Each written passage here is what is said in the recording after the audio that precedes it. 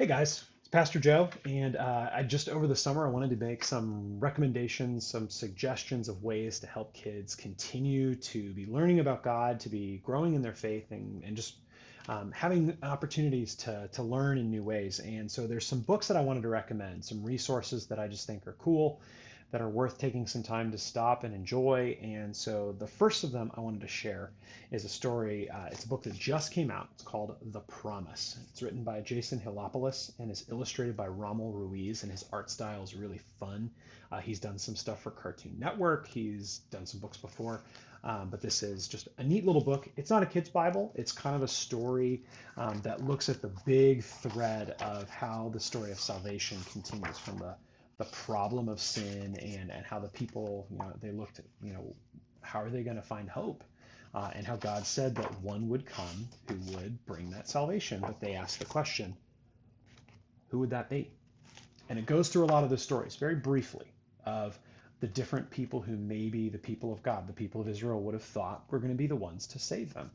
And so it comes to someone like King Saul. And it says maybe a great king can save us, a king like Saul who was stronger and taller than all other men. But Saul was gripped by pride. He did not seek God's glory, only his own.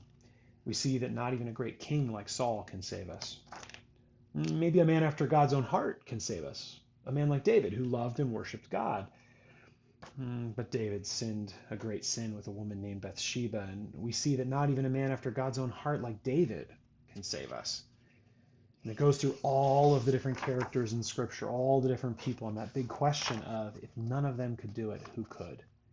It comes all the way to the one that God sent, the one who could do all of these things. And it follows the trail of how all of these things they hoped and they wondered and they thought, how all of them are found in Jesus.